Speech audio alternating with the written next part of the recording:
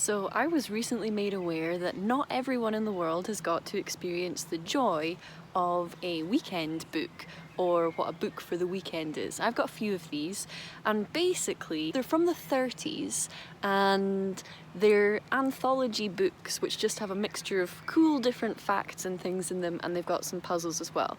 So I'll show you some of my favourite pages first, and maybe throughout this week I'll do some puzzles from them. The first cool thing is the contents page. So in this one here we've got great poems, hate poems, state poems, a bunch of different poems, games, which includes puzzles, some stories, and then on food and drink, and this fantastic page called Legal First Aid.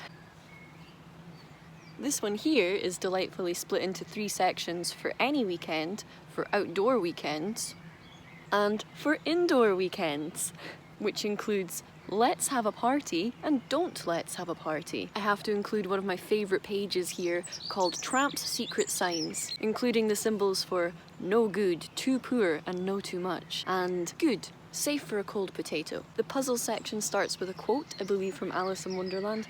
I give it up. Alice replied, what's the answer? I haven't the slightest idea, said the Hatter.